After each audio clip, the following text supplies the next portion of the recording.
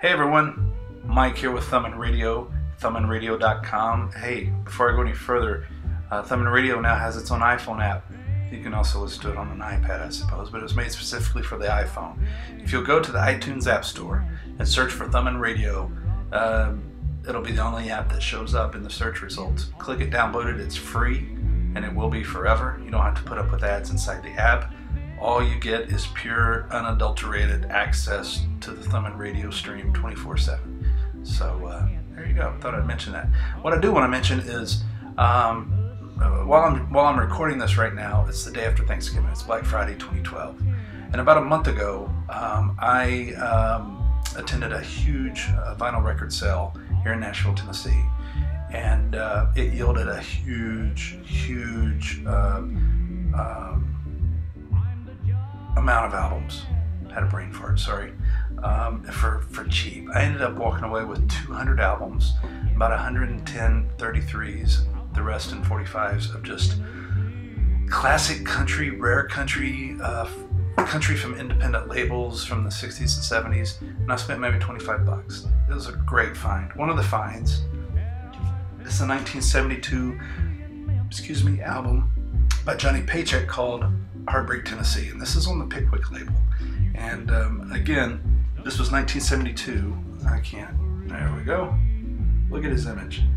Far cry from the cowboy hat and the beard and the later image that he cultivated.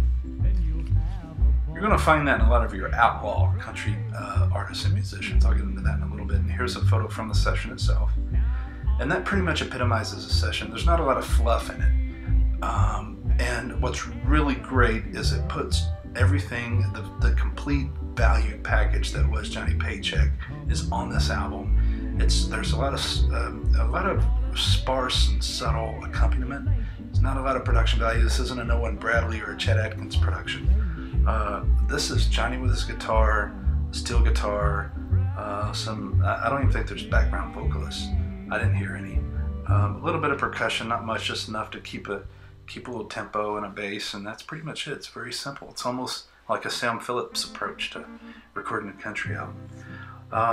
But you know, it's funny, the image that he has on this album is early Johnny Paycheck, and a lot of people don't really, who may be new to classic country, don't realize that Willie Nelson and Waylon Jennings both, they had a time in their lives when they tried to do the Nashville, I wouldn't say Nashville scene, but the Nashville direction, the parameters, you know. And Willie Nelson made a fortune in it. During the 60s, he made a killing writing songs for Patsy Cline. He wrote Crazy. He wrote Hello Walls for Fair and Young. He wrote Funny How Time Slips Away, which became a big hit for Ray Price. Elvis also recorded it. And so, you know, the guy milked Nashville for all it was worth. And it was only, I believe, until he got to the point where he could kind of do his own thing, that he did that. He had the money, he had the success, and he could kind of dictate how he was going to record his albums and everything. I don't really think it was outlaw though, because there wasn't a lot of oomph to his music. Even though he moved out to Austin, Texas, and created the image that he wanted to have for himself, he was still putting out kind of the Nashville sound. I mean, look at the Stardust. That was one of his most best-selling albums ever, and it was a lot of covers. You know, true outlaw. Waylon Jennings. I don't know. I go back and forth about that. When I was younger, I thought Waylon Jennings was the epitome of outlaw. But to me, the older I've gotten, outlaw is Dwight Yoakam. Outlaw is Buck Owens. It's Merle Haggard. It's those that literally found their success outside of Nashville, doing what they wanted to do that Nashville would not let them do.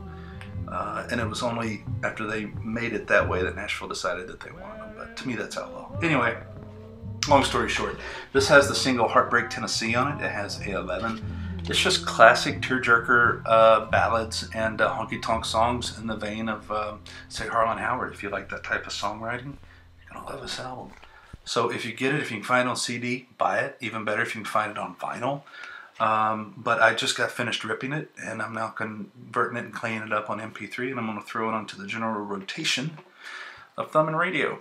So there you go. Just thought I'd share that with you. I'm kind of new to the Thumbin Radio channel on YouTube, and I think one of the things I want to try is doing a lot of these videos of just showing everybody what I purchased and, you know, what you can expect to come up on Thumbin Radio. So if you have any thoughts, questions, comments, leave them down below.